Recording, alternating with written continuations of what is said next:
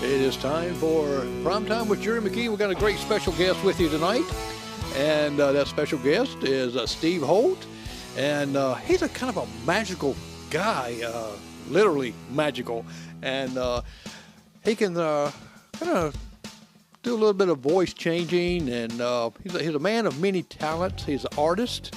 And he's been all around the world and many, many places. He's, well, you're going to meet him just right now. His name's Steve Holt, and you probably see him somewhere or another out and just doing all kind of wonderful magic. So we're going to let me introduce you to Steve Holt. Steve, how you doing? I'm great. How are you? I'm doing great. And Steve, you are a magician and ventriloquist. Yep. And what really, now, I've known people to be a magician, and I know people that's been the ventriloquist and not know magic, but you have a combination of both, and plus you have a combination that actually being an artist that can draw and paint, and your friends that you just magically created them, and they're going to get to meet one of your friends tonight, and so.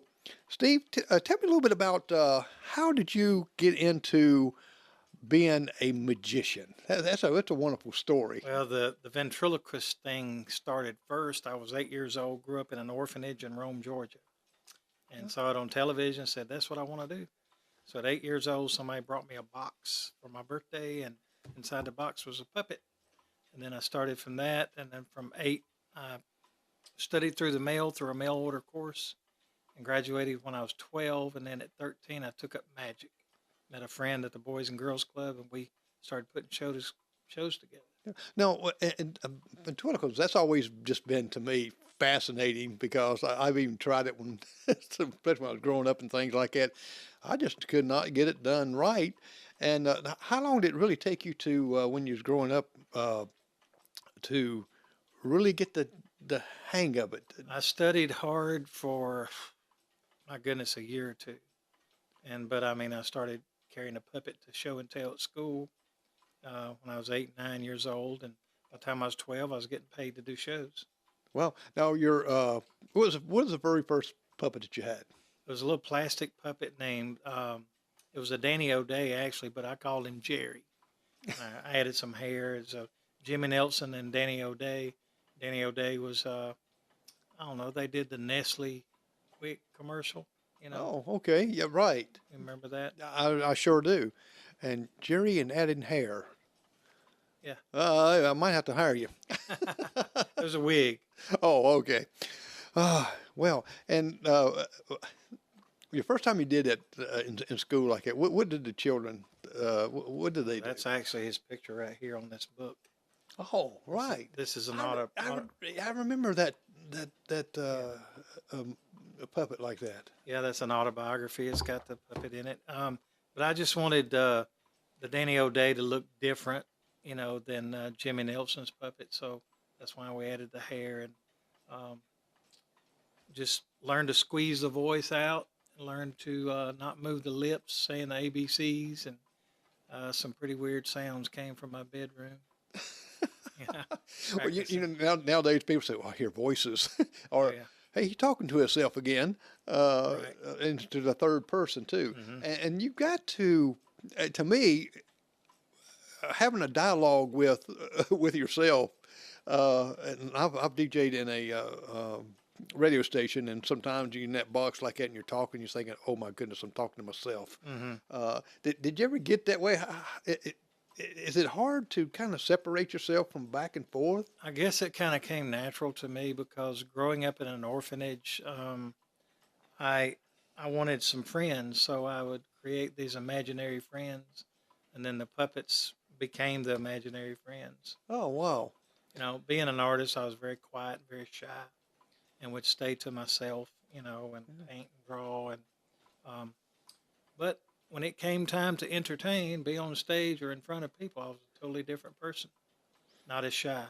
So it really brought really who you are, brought you out. Yeah, it did. Of It helped that develop shy me as a person. person. It really did. Now, you're a good Christian man. Yep. We've talked about that. And tell people a little bit about your story and also where they can find your story on and read this because when I was reading like that, it filled in some gaps where I forgot to read one part of it. Mm-hmm. But let's talk about a little bit about you growing up, if you don't mind. When I tell the story, folks get a little confused about it. You know, what came first, what came second, series of events that happened. And what got me into being placed in an orphanage to start with is our birth mother. There were 6 kids, 3 girls and 3 boys. Uh-huh. And I'm the oldest boy. And so our mother had autism. Oh, So okay. she was 18, our dad was 30 something, and they were married. So he basically married a child, Right. and she didn't speak much, but they had 6 children, and the 3 girls had disabilities, um, bipolar disorder, those kind of things, autism, uh, mild mental retardation, those kind of things. And then we had a brother that couldn't speak; he was autistic. And then another brother who had the hemophilia, the blood disorder, and that's what killed him or ended his life. And then our mother died in '73, and that summer of '73, of course, my birth mother and father would come to the orphanage to visit us on Sundays. Mm-hmm.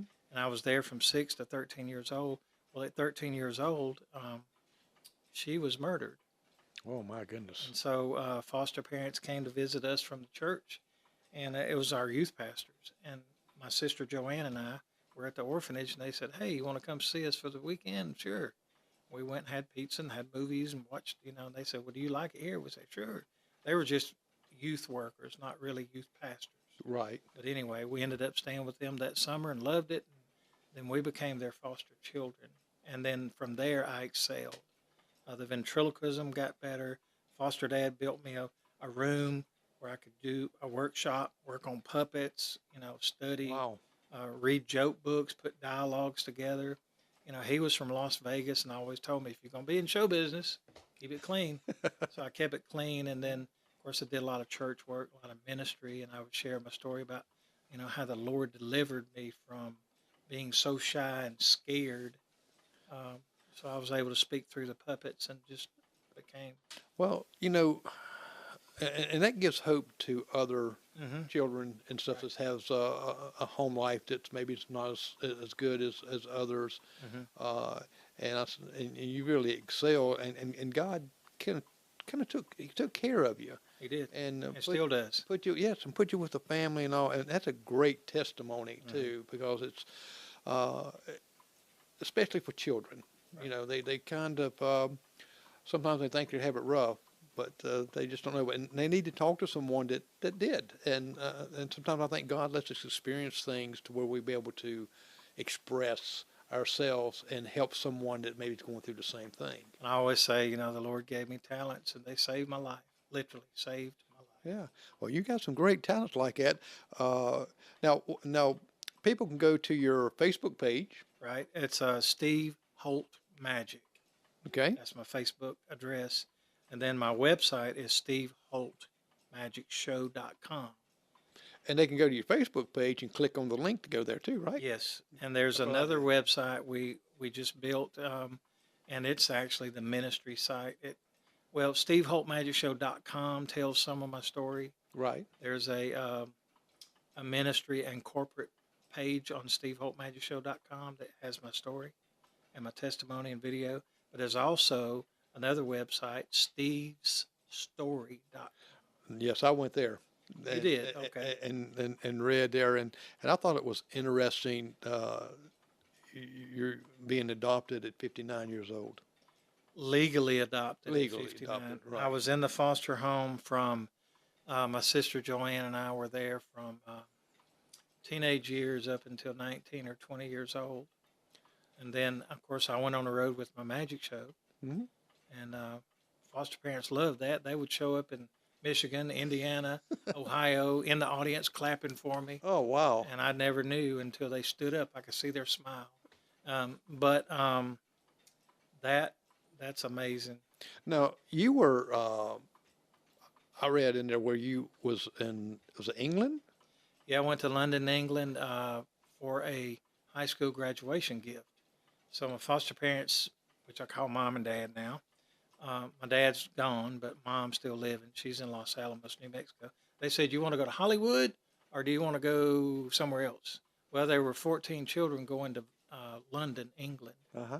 And I said, "Wow, all the art museums, I could go see those." Well, I actually went to London. We were there for a week. I got to do a show with a rock and roll guitar player. Oh, wow. Met him on an elevator. He said, "All right, you want to be in my show? All right, we'll do the magic and the puppets, and we'll do all the rock and roll, and you can entertain the folks for us, please." So that's Wow. what we did. You just met him on the elevator? Yeah, yeah, Wow, my goodness. Did you show him some magic on the elevator? I did. I did this one. Well, I tell you, you Kind of stuff. you blew my wife and her son and his friend there them away the other night, and he said, "How do you do that? He don't have no sleeves or nothing." Right. And see, you travel there, and you traveled with you had your own show that was called I can't think of the It's name. called the Miracles of Magic Show, and it toured in the 80s and the 90s. And prior to that, I toured with a circus and a medicine show. So I learned the business from that. Oh, okay. I was a promoter and an entertainer, and I had helped sell tickets and promote the shows and learned the business part, and then hired some people for my own show. And we were on the road for 15 years. Wow, that's a good long time. Four shows a week, 4 days a week on stage. Wow. Now, when you talk about the show with the medicine show, what is the medicine part? Is it? It's sort of like an old hee-haw variety show. Okay. Tommy Scott's Last Real Medicine Show from Toccoa, Georgia.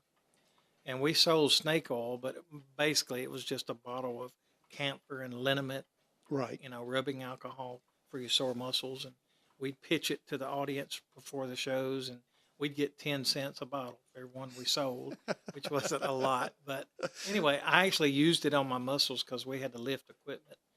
Back then I was in my 20s, and we'd get sore from lifting Well, there's a lot of equipment that you had to lift, because sound equipment, and PA systems, and magic illusions, and and of course some of your props. Now, do you build your own props too? I do. I built 4 Houdini trunk escapes that I would escape from. I've built floating girls, the blade boxes you put the girls in, Wow. and saw them in half and all that. Well, I've seen the guillotine. Yes. I refurbished a guillotine recently, and it works. But Yeah, and it was no head that rolled on from the audience this time. no, the guy didn't lose his head. I think he was a little nervous. He was. He was an older guy, 30-something. He worked at some plant there in Yeah. Union, South Carolina. Yeah. And but to me, you had growing up and traveling, you got to see many states, many countries, and performing in front of all kind of people. Varieties of people, anywhere from 500 people a night to 1,200 to 2,000 people. Wow. Well, who is one of your person that does magic? I know you got Penn and Teller, and who was one that that you looked up more for? My mentor that I looked up to, and I've never met him, but was Doug Henning. But Harry Blackstone Jr. now was a personal friend of mine. He did the Jiffy popcorn commercials, Right. the Oreo cookie commercials, and he and I actually favored. So Harry Blackstone Jr. saw him at the Fox Theater in Atlanta. He invited me backstage and had dinner with him, and we hit it off. I'm more like him with the deep voice on stage, and Harry Blackstone, yeah. His father was a big magician back in the Houdini days, Harry Blackstone Sr. My goodness. So, Now you said you built some boxes that you escaped from. yep. And that's to me always fascinate me, because to me with magic, I don't try to see that how they do it. and I really don't want to know Hmm. because to me that is part of the magic. It is the and mystery doing of it. the mystery of it, which makes it exciting. Yeah. And, most magicians like to do the Houdini type stuff. Right. But, eventually toward the end of your career, it kind of plays out because it gets difficult, you know, I can imagine. being tied up and restrained and putting yourself in straitjackets, then in a box and escaping. Well, the trick is Houdini's metamorphosis, where the girl, I step into a bag, she ties the bag up, they handcuff me, put me in the bag, tie the bag up, push me down in it, lock the lid, hinge it, padlock it, sometimes put a rope and chain around it. She steps up on top with a curtain and a square hoop and says 1, 2, and I pop up and say 3, it's me, and drop the hoop, and she's inside the box, unlock it. She's in the bag with the handcuffs on, untie it, and she comes out. My goodness, So supposedly it's a 3 to 4 second switch, that is fast. the metamorphosis. My goodness, that is super It's a fast. challenge to every magician living today still. And I've made those trunks and sold them. My, yeah, yeah, like I say, you're a man of many talents in this right here. It's not just just going out and pick up. And now you have things that you sell on your website. Yes. Uh, The book is the Merchandise. autobiography, the book on secrets of ventriloquism. Then for children, being an artist, I have my own coloring book. Oh, And so we've illustrated. And the coloring book is actually some tricks that kids can do, um, and talking about safety and the ministry and all those, and some of the magicians from the years ago, and different things they can learn. There, wow. money magic, coins and cards, and but anyway, Now with the ventriloquist right here, the secret of, and that tells people kind of how you can condition yourself. basic instructions to how to be a ventriloquist. How to hold the lips, how to push the air, do the exercises, um, the substitution letters you would use for the alphabet letters that are difficult to say. Like if you're going to say the boy played baseball, Uh huh. you actually say the doy played baseball.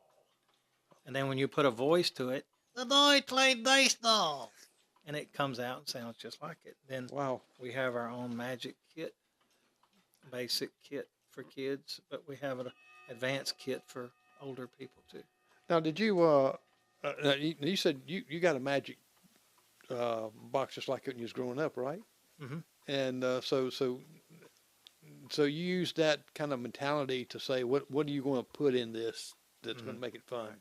Yeah, just put simple things in there that mostly it's like everyday objects and put together. I tell young people if they want to be a magician, get them a briefcase, put some stuff in it that you like, and try to do a show from just the briefcase. Now, I mean, I've got way too much stuff. It's been 55 years, but I've got a shop at my house, behind the house, the magic shop, Holt, Holt Magic and Puppetry Arts, where I build the magic, build the puppets, but it's gobs of magic, and people have given me magic, illusions and things, and brought them to me. Magicians that have passed away. I've got a cabinet that has a dragon painted on the side. Must have came from some famous magician. Someone just showed up and said, "Here, repair it, repaint it. You can have it." Oh wow! So the shop is like So over 50 years, I imagine you've accumulated quite a bit. it's like a museum.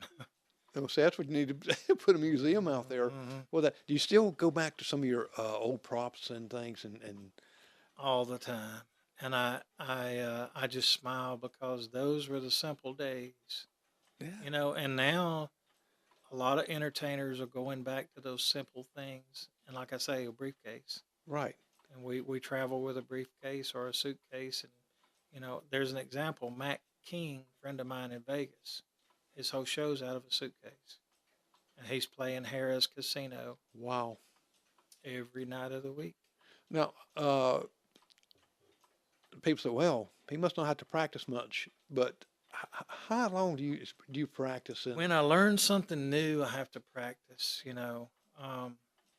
the card fan productions I did on stage for so many years, producing cards from thin air and stuff like that. That took 4 years to learn, Wow. and it's it's palming cards and uh, different things, stuff like That's just amazing. And so you got to be patient, right? that. You do, yep. Same thing with ventriloquism and puppets, and I'm going back to doing more puppets now Uh-huh. because I'm going to the conventions and things, and folks have recognized that I build characters, and Yeah, I've seen a couple that you had on your website, hmm and I know you was talking about going through these conventions and telling about some of those puppets that very costly. they are. This is Pop. Now I didn't build Pop. He's latex, but he's how you doing, Pop? I'm doing pretty good. How y'all doing? Good to see you. Doing all right tonight? You doing pretty good? Good to see y'all. Well, Pop, I'm glad you got to come on our show. You're looking younger than usual. Well, it's all right. I'm 95. 95 years old. Yep. 95. That's amazing. Pop, tell him what you like to do. Hmm? Tell him what you like to do. Well, I take care of chickens. I love the chicken farm. Got 200 chickens. 200 chickens. Wow, 200 chickens. Now, what do you do with all those chickens? Well, me and the wife, Nurdle, we take care of them. We get the eggs every week. Every week we go out and check on the eggs. Wow, you must get a lot of eggs out of there. We do, yeah. Nurdle, she's pretty good. Nurdle Deets, do you know her? I do know her, yes. That's my wife. Wow. And now let me ask you this. Now, my wife loves fresh farm eggs because she makes pound cakes out of them. Mm-hmm. Yeah, does Myrtle do that? Make pound She cakes? sure does. She's a good cook. She really is. Yeah. Well, now, how long have you known Steve? Well, we done together about 10 years. He was, Somebody gave him to me. sure did. They said, I got two of them. Thought that you can have one of them. Well, my goodness. Yeah. Well, Pop, he sings in the show. You sing? Yeah, I like country music. Well, who's one of your country favorite stars? John Denver. Oh, Rocky Mountain High, yes. Sing him a song by John Denver. It's a country song. Go ahead. Well, life on the farm, kind of laid back, ain't nothing old country done it like Nick ain't had.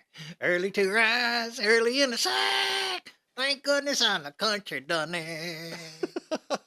Very good. Thank you very much. Great. You got a good sounding voice. Yes, sir. Yeah, to me, it's hard for me to remember songs. Yes, sure. That's why I only sang one verse of it. Well, see, you're being 95 years old like that. That's amazing. You might have to go on America's Got Talent. We did it. We already did it. Really? We did the commercial that well when they first started. Yeah, when they first started, they called us to come to Atlanta, Georgia. Uh-huh. And we said, well, we don't want to compete and win the $1 million.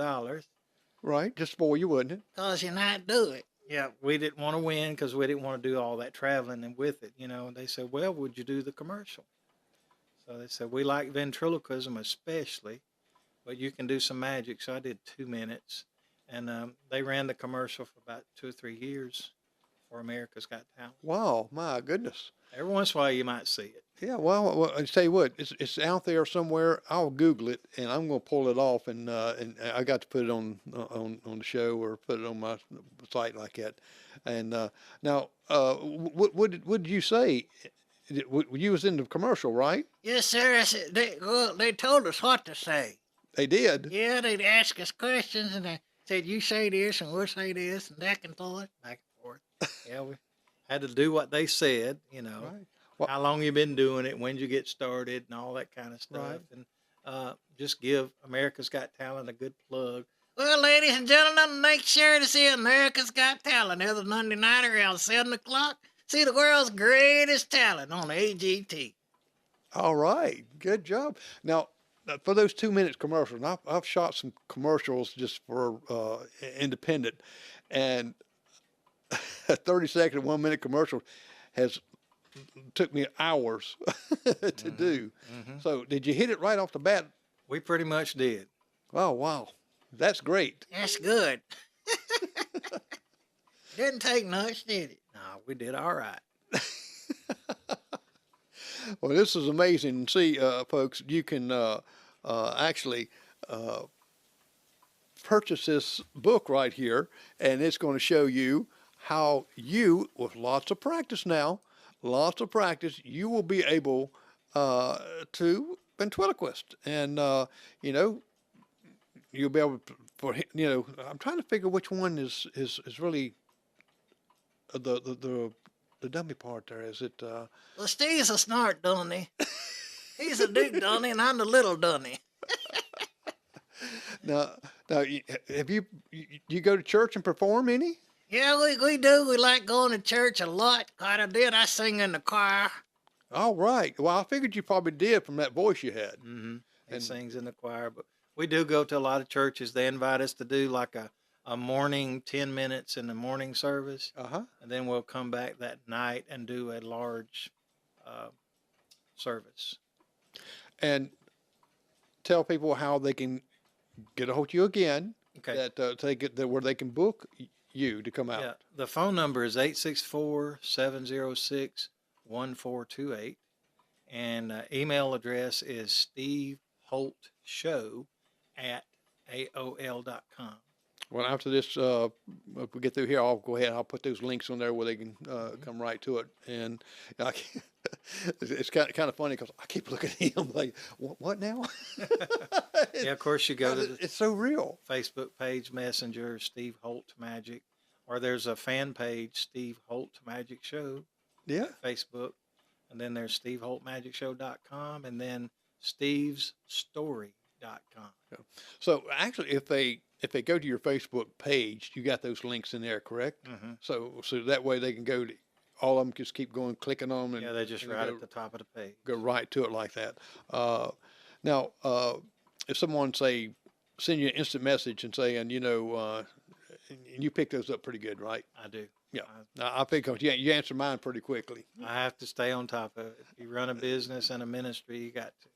Exactly, and that kind of fits in, of course, with your story too, because you're able to share your story, what God's done for you, and how it turns your life around. That you yourself are examples.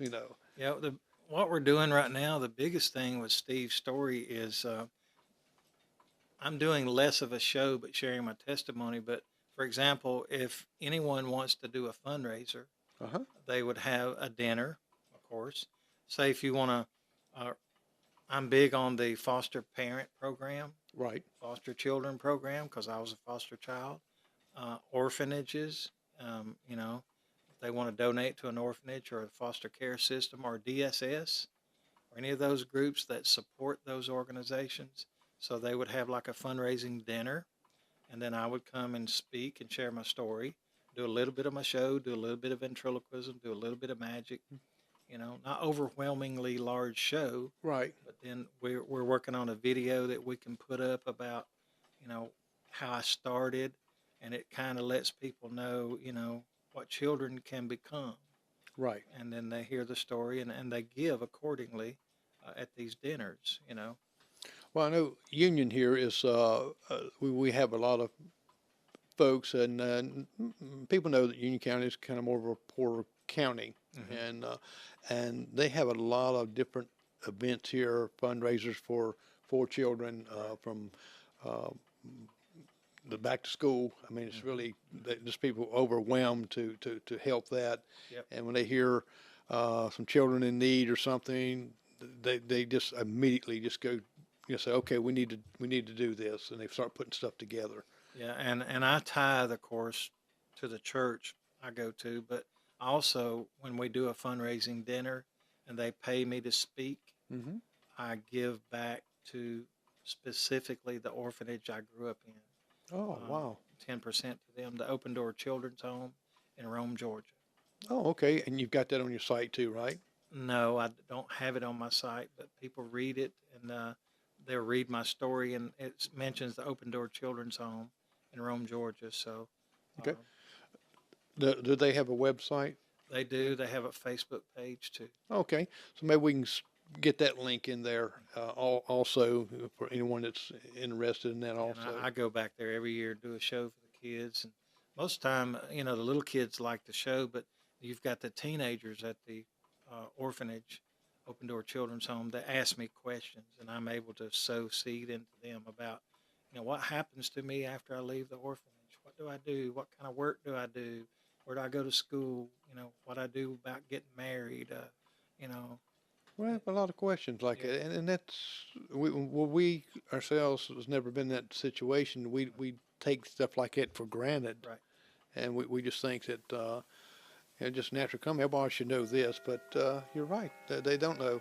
Um, I was a volunteer coordinator for Sipes Orchard Home in outside of Hickory, North Carolina, and we had a lot of folks there, and they tried to do a lot of different things with them, teaching them even from the schools to what's going to happen afterward, teach them how to do bills, how to write checks, Right, how to get a job, fill application stuff out, and I brought in these big balloons that not that you hold, but you fly up in, tethered, Yeah. so they got to go up in it to experience the flight and that and stuff, and that was some of the fun things I got to do with them as being That's good. the volunteer coordinator. I remember they would come out to our orphanage in Georgia, and the Shriners would do things like that with us, and we'd go to parades, and a lot of times I'd get to carry a puppet in the parade, and we'd sit there and wave at people in the parade, and Yeah. that's the children from the Open Door Children's Home, and at Christmas time, we'd sit with Santa on his ride and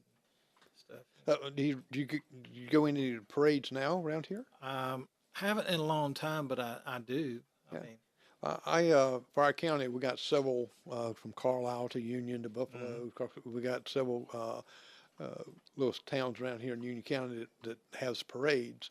Yep. And wife and I, we sit and go out and live stream those parades and tell about the parades and get close-ups of it and stuff like that. And we really enjoyed doing that. Just sitting out there seeing the different folks and things. being with the people. That's it, and we feel like we're like like Kathy Lee from years ago, and I was standing out there, sitting there moderating New York parade or something. Well, this is our New York parade. A lot of times when I was on the road and I wasn't doing a show, I was in between booking a show or just had an afternoon to relax.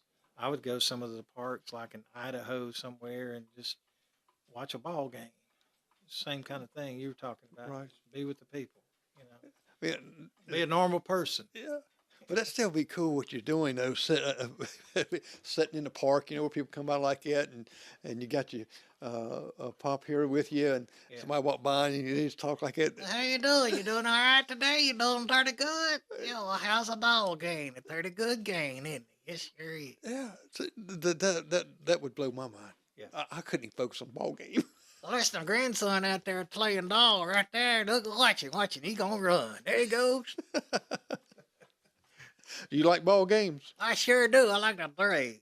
Yeah, Braves. the Atlanta Braves. That's, of course, we're from Georgia, so Right. the Braves. We got to sit with Hank Aaron one time. Oh, wow. He came up. He actually signed a baseball for me when I was 12 years old. I don't have it anymore. Oh, man. Wish I still had it. Oh, yes. Yes. But, and now what's your favorite college game? College, Oh, baseball or football? let's say football. Oh my goodness. I don't know. I don't know football too well. What about baseball then? Don't know it either. Just the Braves. Just the Braves? Just the Braves. Well, if you're like me, I didn't have time for sports when I was growing up either. I was too busy doing all these other things too. And I imagine that you have been busy for a long time, right? I sure have. Speaking of sports, though, we live right there at Wofford College. Oh, okay. So I guess we would be prone to that college team. The college team there. Yeah. Right. Well, I got two grandchildren that's going, not children anymore, adults now, just about, and going to PC Mhm. college. And I graduated from the University of South Carolina. Oh, yeah. So I got partial there. Mm-hmm. But I was in Clemson today, yo. Really? Yeah, I had to make sure I didn't have a tag on there that said Carolina. Yeah. But, sports is great, but this to me, this is just so great. Watching you even perform this magic and ventriloquist. I mean, I'm sitting here and it's almost really like I'm talking to him as an individual, as a person, just like I would be talking to you, and I catch myself doing the same thing, and that's when you know that you got it down right. Because I've seen America's Got Talent several ventriloquists. Is it Vant? One was named Vant, I think it was, or Vant, Um, that went on and Terry Fader. Terry. That's it. Yeah, he's in Vegas now. Yes, and there was a girl in there that did excellent. Yeah, Darcy Lynn's Yes, doing Darcy. good. She's going into movies now, and you know. Yeah. Are you going to go into movies, Pop? Well, I think so. We did one with the Medicine Show. We in the Country Music Hall of Fame. Wow. Yeah, we was in a western with the Medicine Show. My goodness, did you wear a cowboy hat? I did. I played a magician on a wagon coming through town doing a show.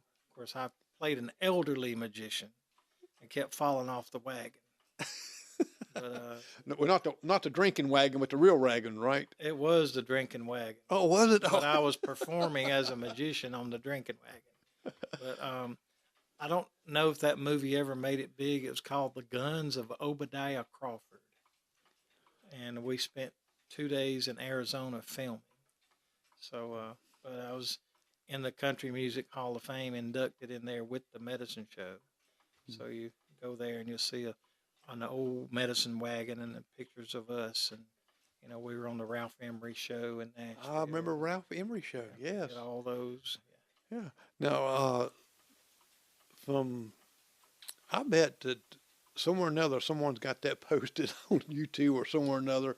If you Google it, I found some crazy stuff on there that's from years ago, from where the schools used to say, have Mr. Manners there, you know, the old film, to talk about Mr. Manners doing this, and that's teaching kids by video manners. Mm-hmm. And I kind of think we need that back. We do today. Yes, we do. You know, we need a lot of things. You know, you was talking about children learning how to, you know, be able to buy their clothes and school supplies and actually go physically do it and pick them out and think it through in the process and how much to spend and what not to spend, and, you know, and being nice to people and being kind and respectful. When I do a school show, it's called a school assembly. My shows are all about, you know, being kind to others, being nice, you know. Right. Stuff like that. And that's what these did they call them propaganda films? It was years and years ago that black and white, and they had this one little boy called Mr. Bungalow, and I said nobody don't want to be Mr. Bungalow like that, you know. And my grandson, when he was little, well, I showed him. He laughed. He thought that was the funniest thing. And so for one Christmas, as he gotten older, I made him a DVD of that same thing. But and I'll tell him even nowadays, I said, "You don't be Mr. Bungalow." He said, "No, I know who that is." But it taught kids back then, you know. Now, the school, when you went to school, did you have to did you go through the whole 12th grade, or I know sometimes you had to work on the farm, right? Yeah, we did. We had to kind of skip school sometimes. Oh. Help Mama on the home farm. Well, they let you skip school back then, didn't they? To go Sure did. You had to, during harvest time. you had to take care of the mule. The mule. Yes, sir. What was the name of the mule? George. George. Now, what did you have to do to take care of him? Make sure he pulled the plow. Oh. Now, was there any words that you said to him to make him turn right or left?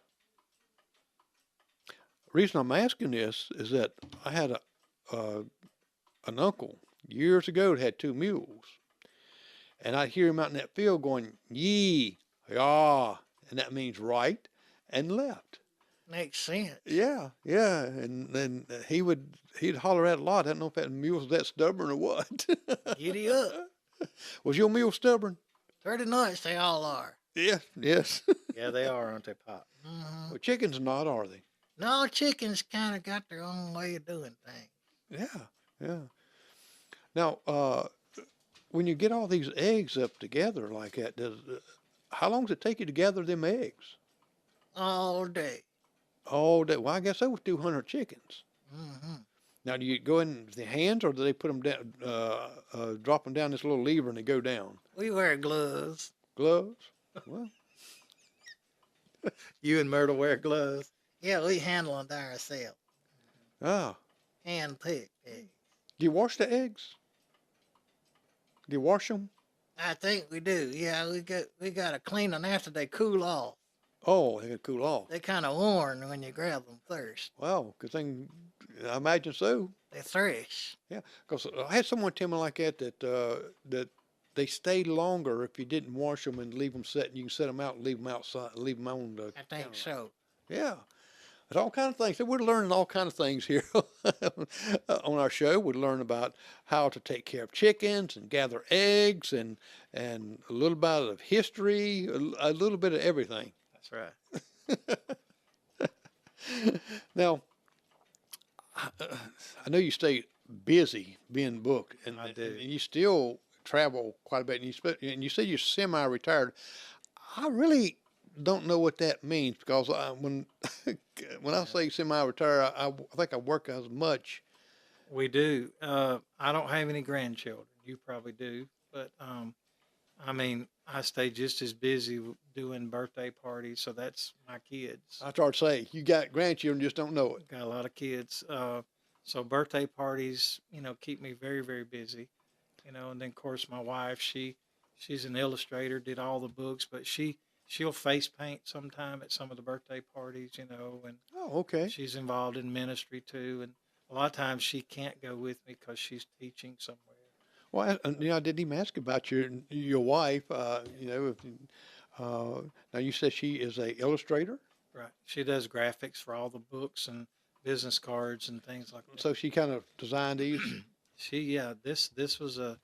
This is a big project. It's I don't know how many pages that is, but it's and she has probably around 350, 400 books she's published in the last 3 or 4 years My for goodness. different people. Right. Yeah, and I used Through Amazon. right, and I'm a graphics artist, Are you? and I used to work for a company that all their advertisements. Mhm.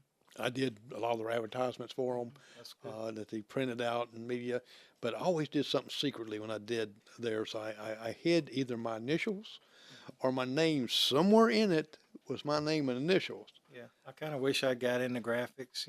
I mean, I play with it on the computer, but I'm not anywhere near what she is or what you might be. Well, I like to hand do stuff and then put the picture in the computer and then try to edit it if I can. right. Well, you actually do the painting over and say, I can't do it. I can't draw a stick hardly. Portraits and things like that. Yeah, there's no way I can do that. Now, on the computer, I can manipulate it and do things just like I can do video. I can change our video to black and white. That's a great talent. Put a color, for instance, I just want your red shirt on that red on your shirt and the rest of it black and white. I can do that stuff, and I can add people to it. That's why I know that a lot of stuff you can't see when you see on YouTube and TikToks and all this stuff here that you really got to look at because it might not be true Mm-hmm. because I know that you can manipulate it. Yes. Now, years ago, you couldn't do that. You had film, Mm-hmm. the 3/4 inch film, the big old thing of film. Beta and all that. Yes, yes. And when you went out to video, you had like batteries around you and carried a lot of stuff. And my wife and I met on television. She produced 79 children's ministry television shows. It's called Behind the Waterfall. My And goodness. It's on YouTube. Behind the Waterfall TV show. Behind the Waterfall. I'll have TV to look show. that up. Behind the Waterfall TV show on YouTube. Okay. And it's basically a young lady hiking through the mountains and comes up on this waterfall, which is in Henderson, North Carolina, Okay, I know what Henderson. actually. And she meets all these birds and animals and puppets and popping out of bushes and mountains and rocks, and they do Bible stories. And Oh, wow. she had several puppeteers that worked with her, so she hired me to be on that show. Uh-huh. I did a magic show for the kids and kind of really not out in the woods, but with a bunch of rocks behind us, and kids watched the show, and I taught the Bible and Scripture using the allusions and gospel illustrations. Wow. Made her disappear in a square time machine looking cabinet, and then it's where do we go when we die? We talked about going to heaven, boys and girls. We're going to heaven. So accept Jesus into your heart. Make sure you're ready, because when you leave this earth, open the door, and she was gone. So Wow. where'd Miss Vicky go? She's in heaven with Jesus. My goodness. Now, how long you been married? 22 years. 22 years. And that's amazing that as creative as she is and creative as you are, that, I mean, you're the perfect match. And never had an argument in 22 years, right? We have, but we worked through it. That's it. And how long you been married, Pop? Oh, we've been married about 60 years. 60 years. Mm-hmm. And you never had an argument either? We do, yeah, we do. I think we all do, and we all get on each other's nerves. But we're not perfect. We're not perfect. That's right. But we love each other at the end of it. Amen. And I was telling my wife the other day, was talking about hearing these words, honey, we got to talk. Yeah. And she knows, and brother-in-law and all them knows too. We played some kind of game, and I said something about that was the worst. I hate to hear. Yeah. Because most of the time it's me done something wrong. Right. So, but I tell you, Pop, it's been great meeting you. Well, thank you, sir. I enjoyed this time together with you. I have too, and this is going on like 8 channels right now live. Really? And it's got another 5 or 6 will be audio going across there. But as famous as y'all are, and with everything y'all do, it is a blessing. And I'm definitely going to be giving you a call on a couple. Well, we want to be a blessing to other people. That's why we do what we do. Yeah, and you do it so well. You do it great. And everybody hear the clock's going off, right? Now, you got anything you want to add, or anything you want to just say? Or Well, as far as you saw me in Union here. Yes. A few nights ago. Actually, probably going to be looking for a place to do stage rather than nightclub type setting. Right. Where people can actually come and purchase tickets to come. Oh, So that would be great. we're going to kind of phase that out, probably. Right. Because the attendance could be a little bit better. But so I appreciate the folks that do come out to Wings Sports Pub and see us there when they do. It used to be every Thursday. Now it's moved to the second Thursday of the month. Second Thursday of the month. So not sure how long we'll be there, but that's where we are right now in Union, South Carolina. Well, you do a good show there, and I think that once people come out and see it, they're going to be just blown away about your magic and the ventriloquists. They really are, because you're so talented. Thank you. And don't want anyone to sell you short, because you've got it there, and they come by and buy some merchandise and learn some of this stuff themselves. Yeah, well, that's actually how we make our living. We have a merchandise table there, so yeah, I appreciate that. And all, and like I said, people don't know that you yourself, that on these puppets, that you paint them, you sew. Now, does your wife help you sew some of these things? She does, but a lot of times the clothes come from Goodwill or thrift stores. Oh, okay. We'll wash them, clean them up, $3, $4, $5, get a whole outfit and some shoes. And, I'm building between 5 and 10 puppets right now that I'll take some to the convention. 2 already sold. My goodness. So that's right, because you was talking about the convention that you sold a couple there, and I think you probably going to end up having a whole big factory there, because in that convention you got a lot of ventriloquists that looking for something unique. Yeah, the Vent Haven Museum is the ventriloquist museum that's in Kentucky. Oh, okay. Erlanger, Kentucky, actually. And you can go there and see all sorts of ventriloquist dummies, puppets that were used by famous ventriloquists. And they're sitting there, and people adopt them. My goodness. And they adopt them so that they can help take care of the museum, Right. Renovate it. And it recently was renovated. So, but we have a 3 or 4 day convention there at the Holiday Inn Airport, Cincinnati Airport, Holiday Inn.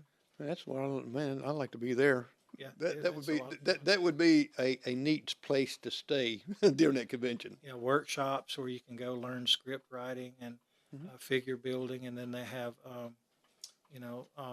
they call them shops or stores. You can go in and purchase puppets, and a lot of the vendors. I'll be a vendor next year and have my characters with me. So. Now, when you sell your puppets like that, when you make them for somebody, do you have papers of adoption, or do you have papers of? I type up some stuff and some pictures, and laminate it for them to have, sort of a, I guess we could do a birth certificate. Yeah. When it was built. That would be neat. Yeah, that kind of stuff. And that way that they can say, well, this is when I was born. Yeah, and make a DVD to go with it. They can play, or a YouTube video about their puppet, and they can go see it. Yeah, that would be fantastic like that. Well, Steve, I really appreciate you coming. Yes, sir. Pop, I appreciate you coming. We enjoyed it. Well, I know everybody else has too. Sure did. This It's is fun. so unique, and we pray that God will bless you, continue to bless you and your wife and family, and Pop too, to just keep doing his work, and I think you'll be overly blessed. Thank you. I'm going to switch back over here and do a couple little buttons here. All right, this is Jerry McKee, and you've been listening to Prime Time, and here was Steve Holt. I tell you what, the famous musician and ventriloquist. Be looking for his links, and you'll be able to contact him, and hey, let him be at your next event. And let's everybody say hi, and say bye to Pop too, okay?